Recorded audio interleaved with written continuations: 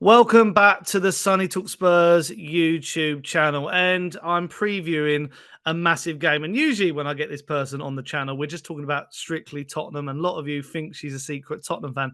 But no, we're going to be talking about a beloved Manchester United today as well, because it's going to be Tottenham versus Man U this weekend on Saturday. So, without further ado, I'll introduce her. It's Alice Talks Football. You all know who she is. How are you doing, Alice? Yeah, I'm doing good. I mean, 4 games unbeaten. Sadly, not 4 wins in a row, but if someone said you'd get 10 out of 12 points in your next 4 games when you had Liverpool and Brighton coming up, I'd have said, you know what, I'll take it. So improvements from Man United, but still a long way to go.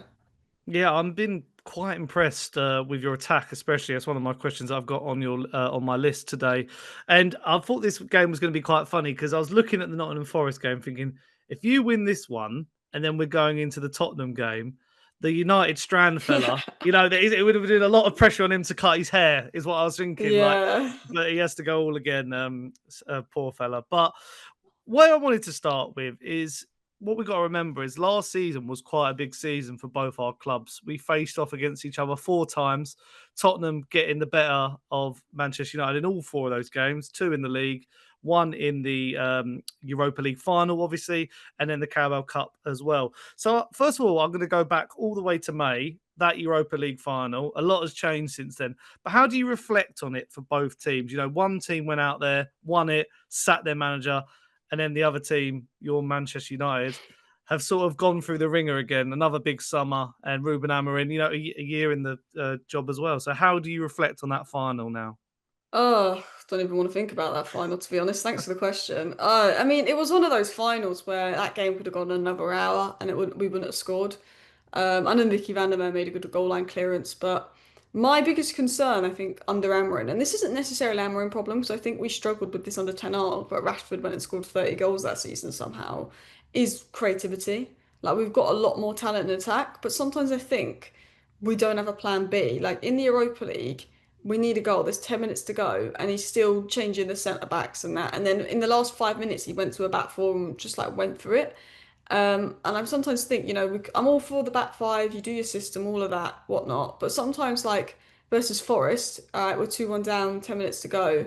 Maybe take off a centre back and bring on a midfielder instead of take off a centre back and bring on a centre back. And that's my biggest concern with Amorim is I don't think he was the reason we didn't beat Forest, but I think his lack of attacking substitutions and a lack of attacking calls has been, a little area of concern. But it's very clear of Amorim for his system to work in each of the players. And when you've got Cunha instead of Garnacho, and when you've got Mbuemo instead of Anthony, there's a huge level there. And one thing I've noticed is when we've had Ahmad and Mbuemo on the right hand side, we've been 10 times better than when it's been Dalot and Mbuemo. So I think if we can get an unreal left wing back that's attacking and a top midfielder and a bit of confidence, I think this team could do something.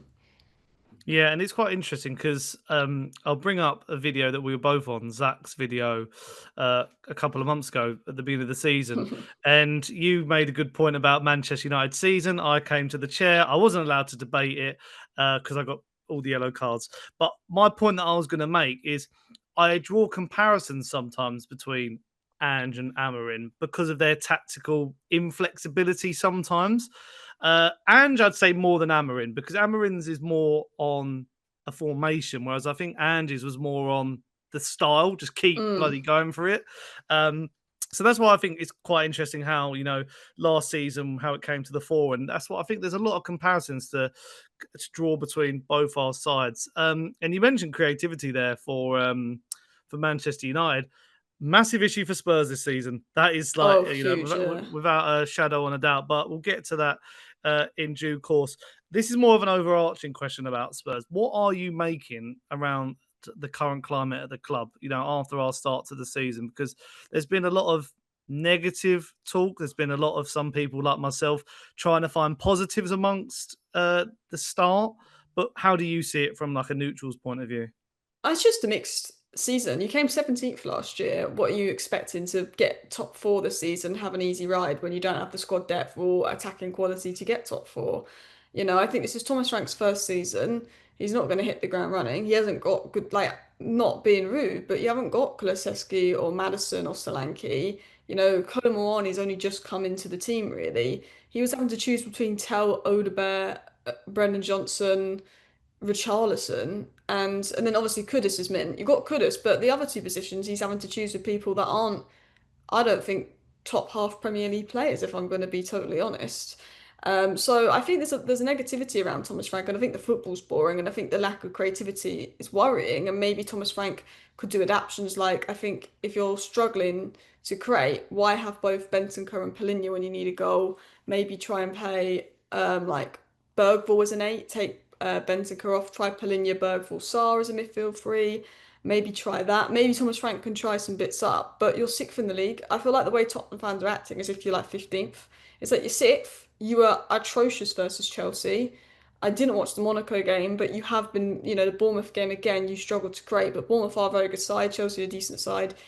I have mixed opinions on Tottenham because I get why they're not happy with the football that's being played. It's not good football, but I'm also like, you're sixth, not 17th. You complained that Ange was conceding too many goals, and now Thomas Frank is not conceding goals, but he's not scoring goals, and now you complain that you're not scoring goals. It's kind of like, for me, if you'd assigned Semenyo and Mbuemo and, a top striker and you had all your attacking players fit and you were playing like this, I'd be like, okay, look at top like what's going on here. But I don't think you have that much attacking quality on the pitch, to be honest. I just think maybe he can change the midfield. I think what you need is a Semenyo on the left wing, someone that can progress the ball in midfield like Adam Wharton, because your ball progression also doesn't help your creativity.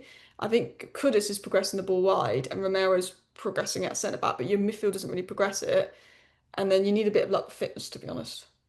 Yeah, I think you're spot on, and that's why I draw comparisons between, you know, Man United and Spurs a lot, and that Europa League final. Because if you look at it now, you would have wondered who actually won that final because you went out as Man United and went and bought an amazing new attack, and we sort of stood there and went, right, what are we actually going to do? And we had the debacles with Morgan Gibbs White and Eze, and then ended up with Xavi Simons. So it's been a really strange start, and I mean the reason I keep thinking of positives during this time is because I still think, Rome wasn't built in a day. I feel like Thomas Frank has got a massive job on his hand. And the thing is, I just think as Spurs fans, we don't know what we want. We've chopped and changed between managers. The last time we were consistent was under Pochettino, which was, so many years ago now. It is just so tricky. And I've seen comparisons with Frank to Nuno when he was in charge. I just can't Mm. see that because he had Harry Kane and Son.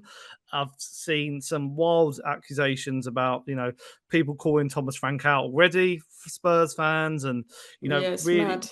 You're I sixth. yeah, that's what I really don't get with Like, it.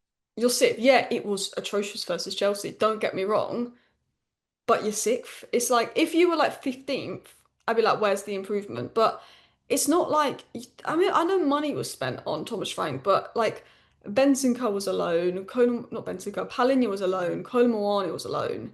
Madison and Kulusevski are injured. Solanke is injured.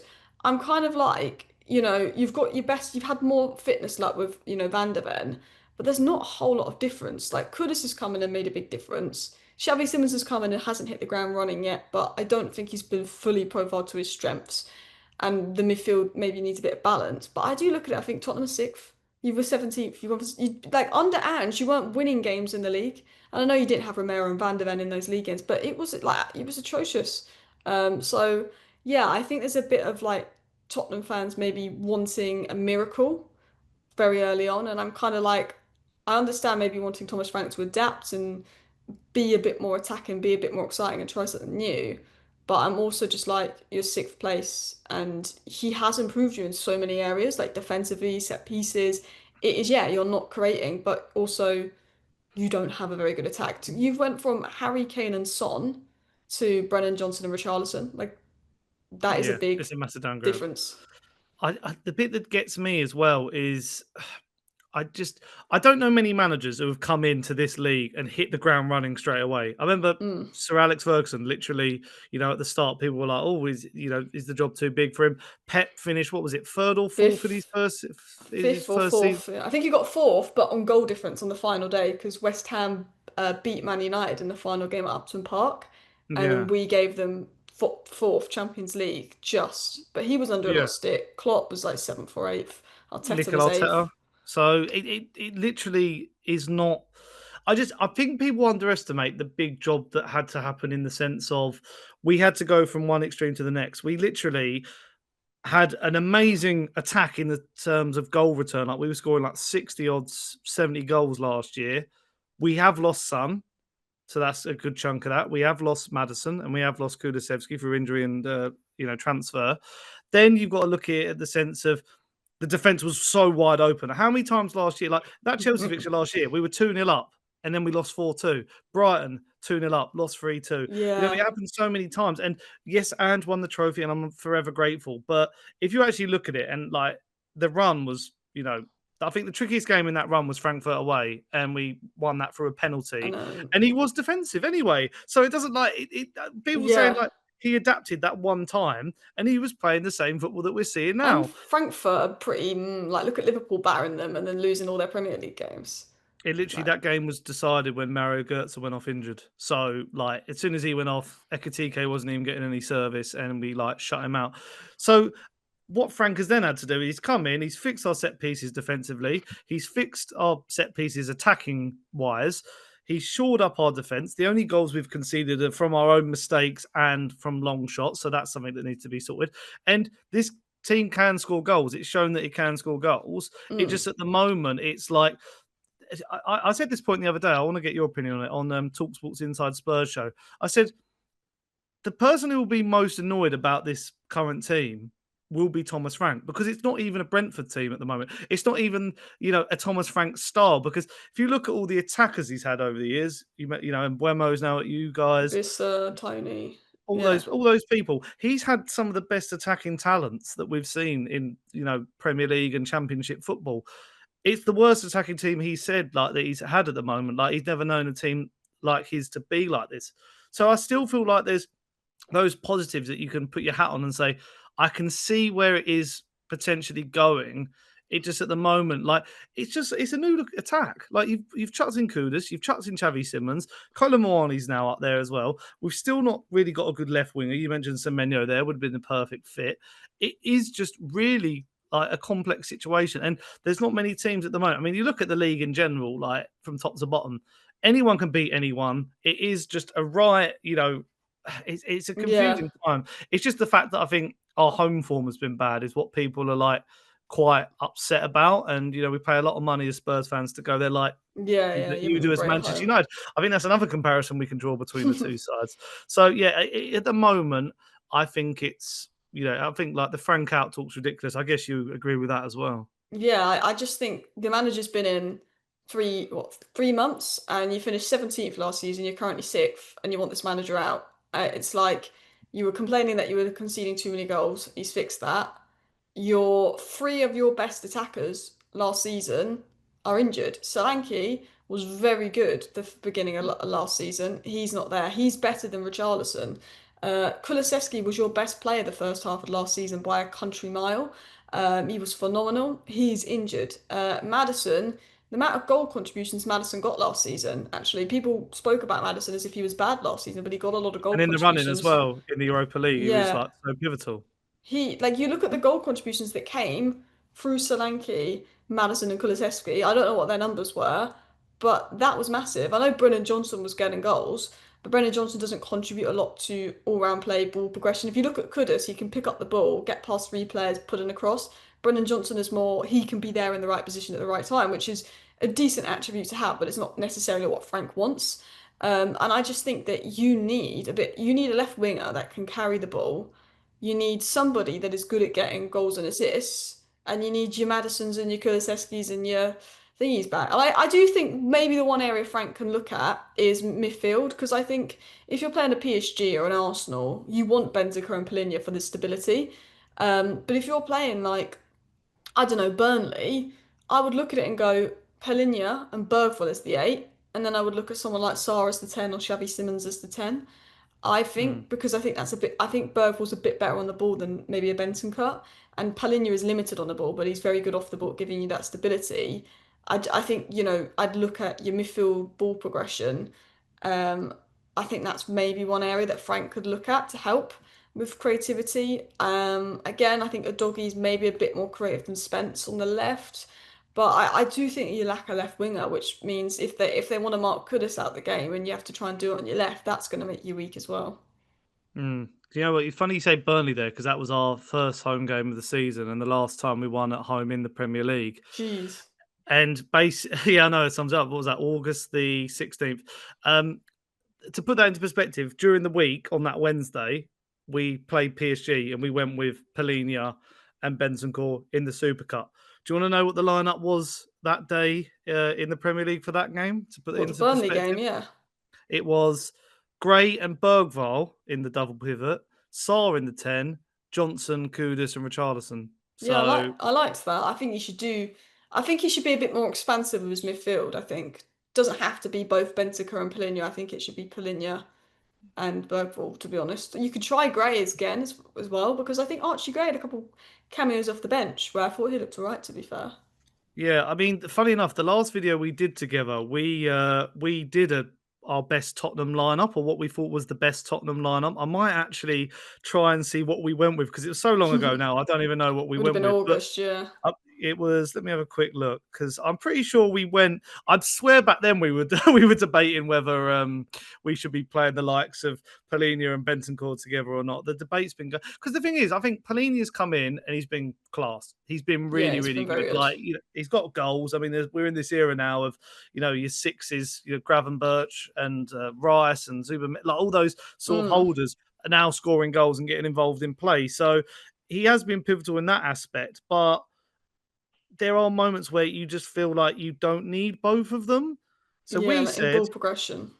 so we went with Vicario in goal, Adogi left back, Van der Ven left centre back, Romero right centre back, Pedro Porro, sorry, right back, Bentancur and Sarr in the midfield too, and then we went Johnson, Simmons, and Kudus and Colomboani up top. Now Yeah. we haven't really seen that lineup all that often, and the problem is it's because Saw hasn't really played that much recently because I don't know if he got a little knock in training or Frank hasn't really fancied him.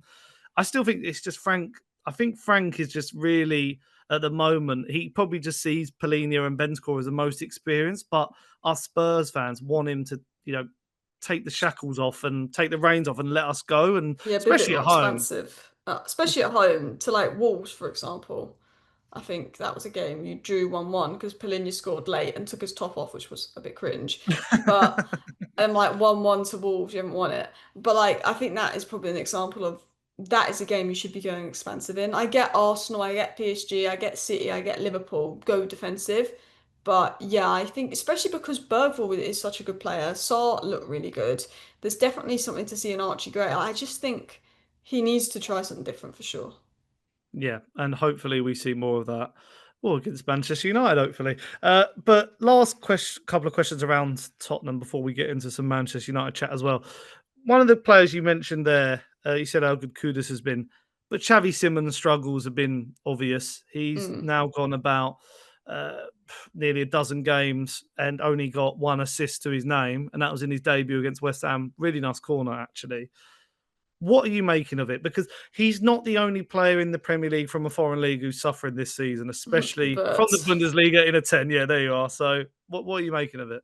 it's a difficult one because I think I expected more from Xavi Simons. I think he hasn't played loads and loads in the 10. He was playing left wing to begin with, which obviously wasn't his strength. I think he needs to adjust, but I also do think because the ball progression isn't very good at Tottenham, he's not getting the ball in the best areas. I think he shows glimpses. There's 10-minute period in games where he's looking good, he's showing glimpses, and the next minute he's done an awful pass, and it's like, is he trying too hard?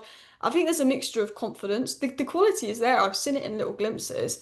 I think confidence is a thing, but also he needs someone that's going to pass him the ball quite quickly and forward behind him, and you don't get that necessarily with Bentancur and Polina. He needs those runners around him. I think, Kola coming in might be quite good. I think he could work quite well with a Kola I think Kudus is a good player for him to work with. I think he probably would want someone on the left that's a bit maybe more technical, can do the 1-2s. I think Xavi Simons needs to step up, absolutely. But I'm also like aware of the fact that like he's not being profiled to his best strengths yet, I think. And I think the way that the midfield is set up, he's not getting the ball in the best areas as well, which isn't helping him.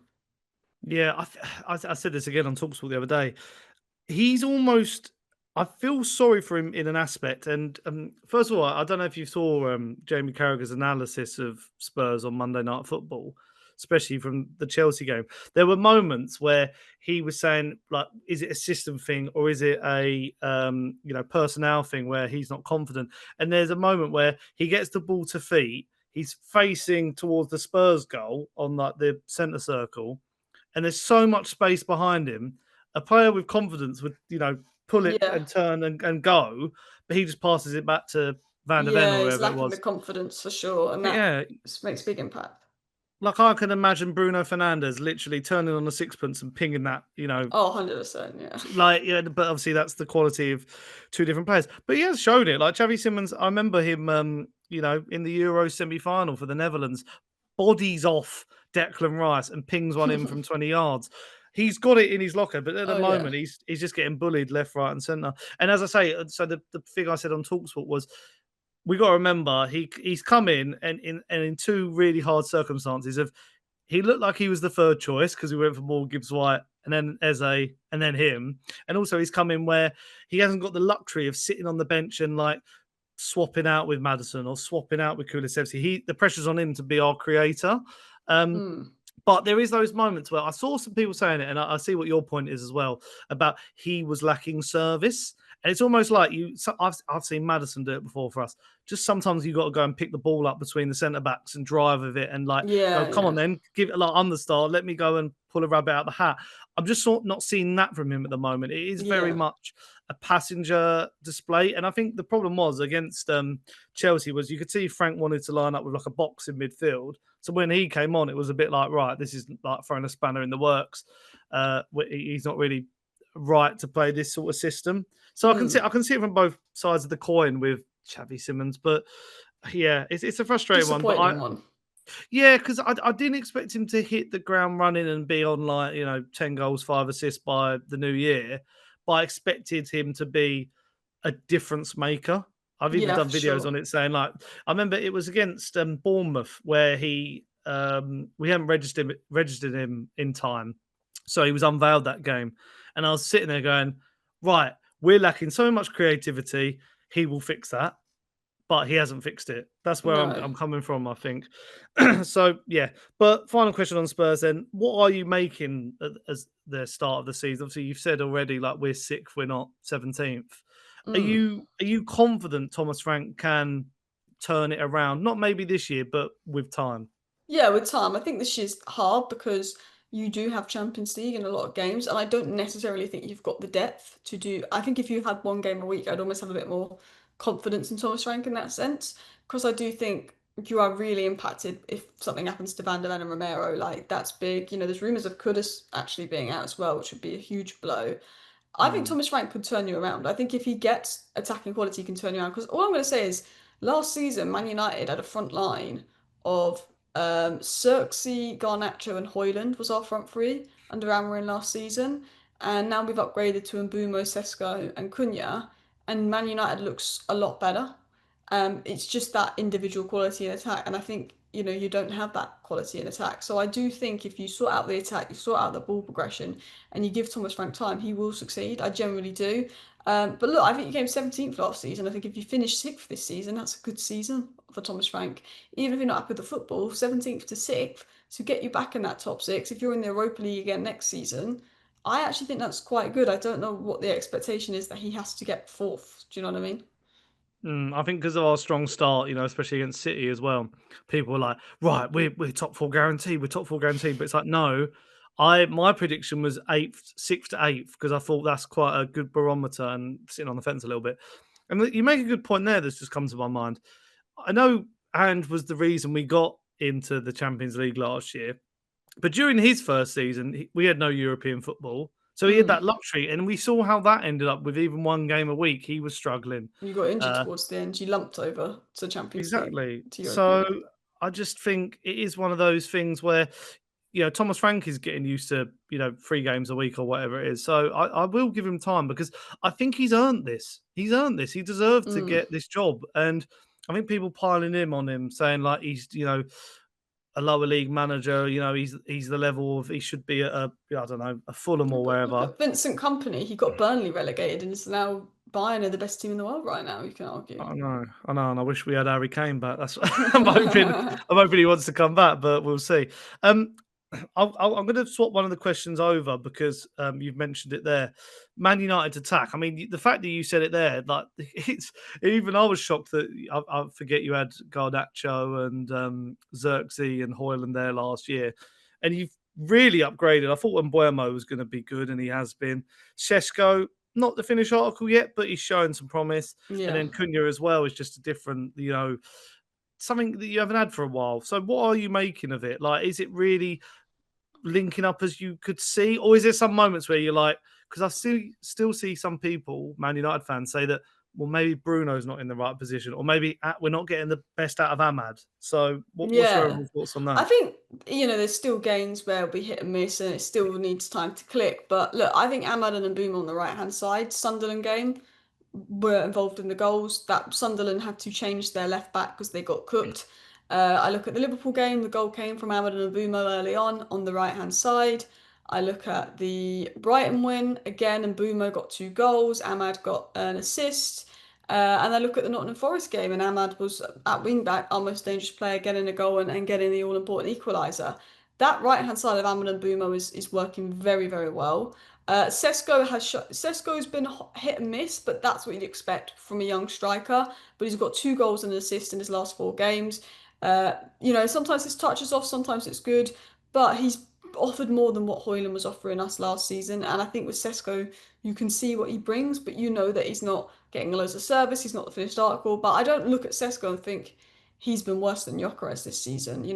Other than until the other day when Gyökeres got his tap in, they had the same amount of open play goals in the league. So, and then of course you've got Cunha, who hasn't got many goals and assists, but he just gets the ball and drives with it and has that personality. And I think if you look at Kudus, sometimes Kudus will have games where he doesn't get a goal contribution, but he was your most influential player. And I think Cunha's a little bit like Kudus in the sense he gets the ball, he drives with it, he can win fouls, he can take on 3 players at once, he can get you up the pitch. Even if he doesn't get a goal or assist, you're like, I'm happy with him.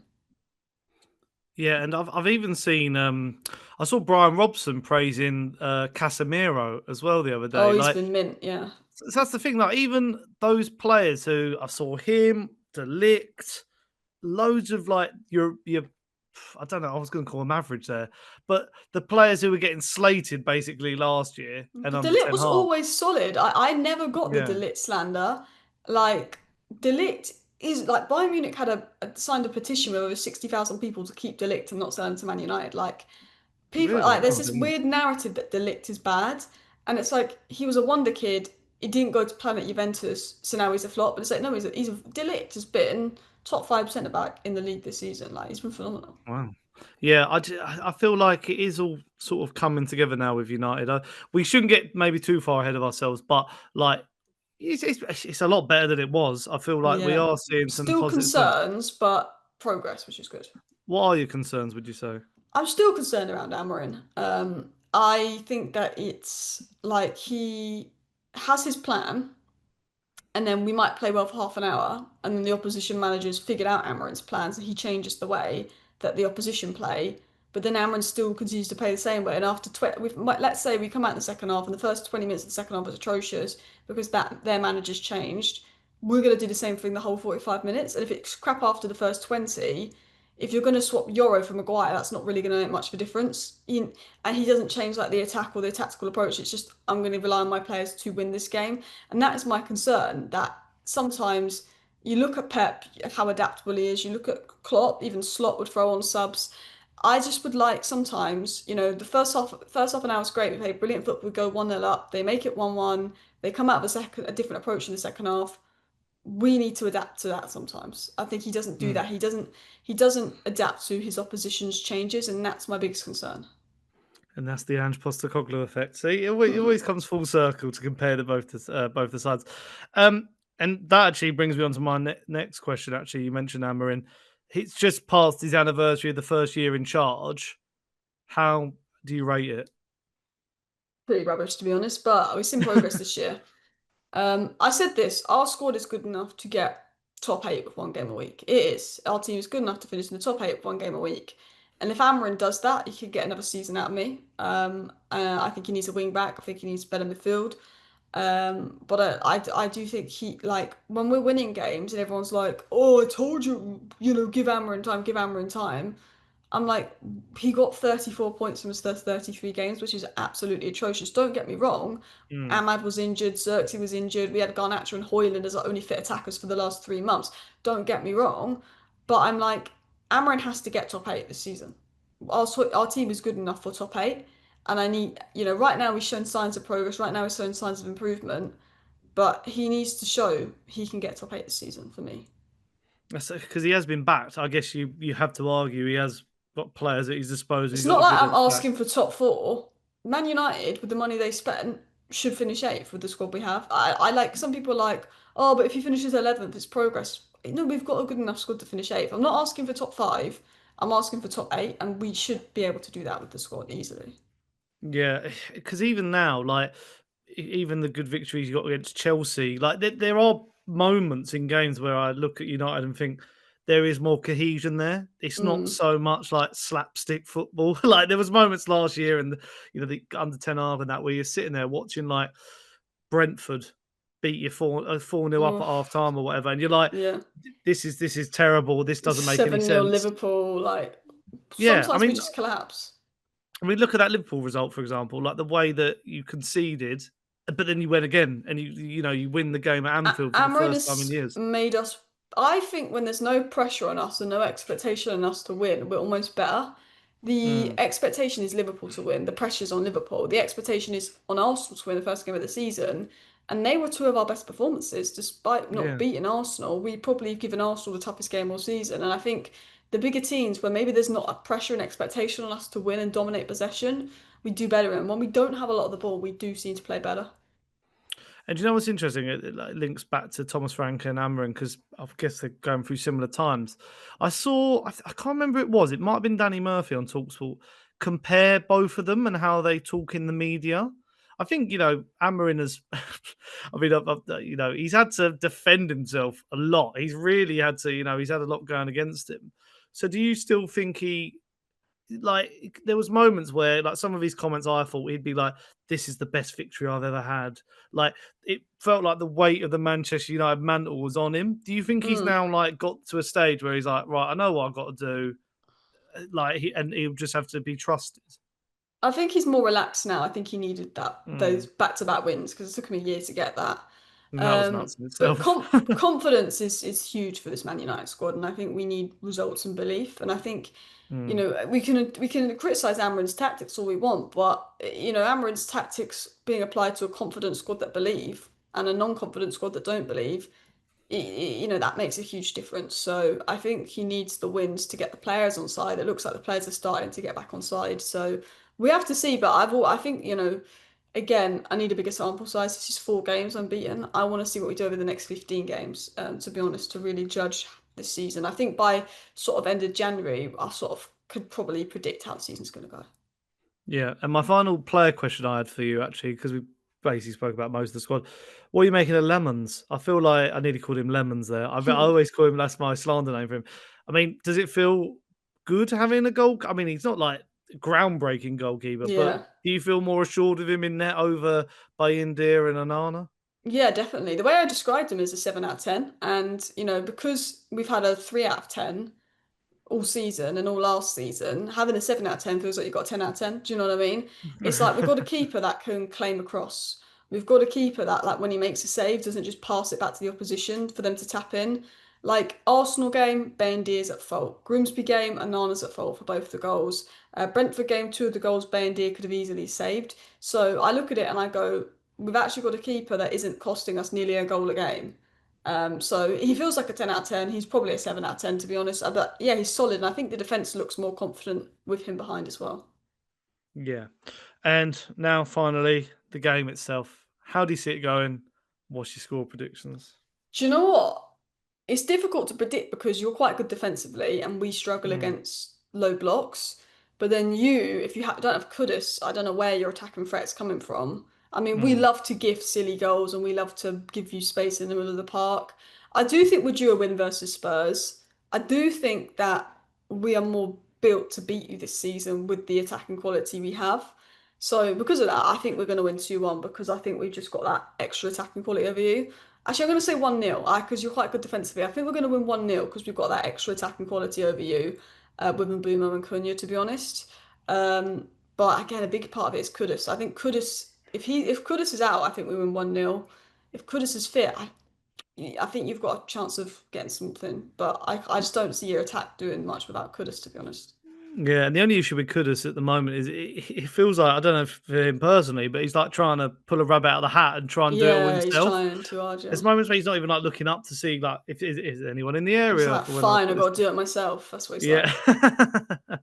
Thanos himself. I can't call this one. I literally have given up predicting what is going to happen with this Spurs side because even like the Everton game, I was sitting there thinking, I was at a stage where I was like, the banana skins Everton, not Villa, and then you lose to Villa and you beat Everton, so it's really hard to know what he's going to go for. Is he going to go again for Pellegrini and Bentancur? Is he going to? When you see the lineups, you can almost predict it better, to be honest. Yeah, I looked at the Chelsea lineup and I was like, right, I don't even. Nah, I'm not sure. That's already put a sour taste in my mouth. I could just see it being a draw. I could see it being a boring game. I know it's the early I kickoff, think so you it's going to don't. be a crap game. I'm not going to lie. I think it's going to be boring. I mean, all four of our games last year. No, actually, take that back. The Carabao Cup game was quite entertaining The goalkeeping mistakes. but the two Prem games in the Europa League final were three of the worst games I've seen in a while, and that's after after the Chelsea game at the weekend. So I'm just going to go for a 0-0. I think it's To going to be be honest, terrible. 0-0 is a safe bet. I think it's going to be a pretty crap watch. Yeah, although the early kickoff, we struggle in the early kickoff as well, and it's ahead of an international break.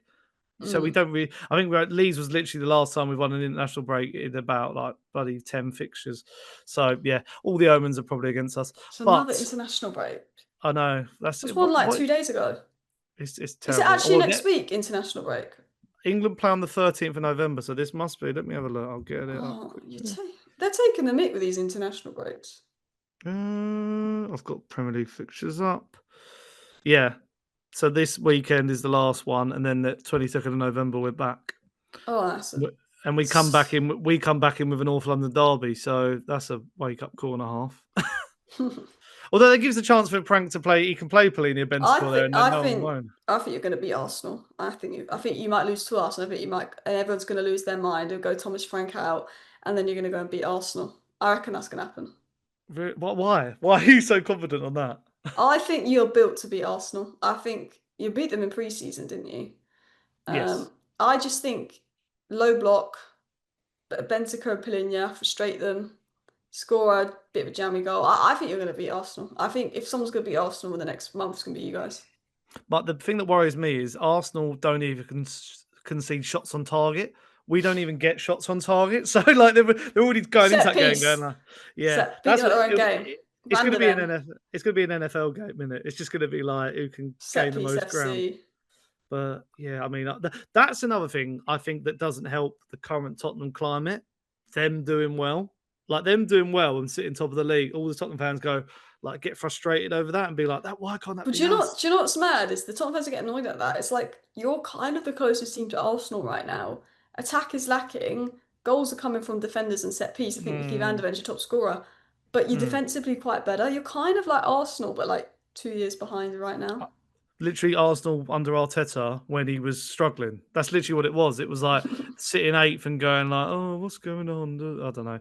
But yeah, our top goal scorers are Van der Van der Ven, Ven. own goals, and Polina. So hopefully own goals has a good second half of the season because we need him to turn up. But we'll leave it there. Thank you very much, Alice. Where can the people find you? I think we'll collab on this video anyway, so people can click down below, but tell them where to go. Yeah, just go to Alice Talks Football for Man United content and ECILA Football for Spurs content. Thank you. Yeah. Yes, I mean we always have a good chat about United and Spurs, and at the moment it's such a level playing field going into this one. Usually I have the upper hand and can do a joke at the end, but I'm not going to do that this time. But yeah, thank you so much for Alice for joining me. If you have enjoyed this, leave your likes, subscribe, hit the notification bell, hype the video as well. Until next time, which will be a match reaction to the game Tottenham Man U. I'll see you guys then. Up the Spurs. Goodbye.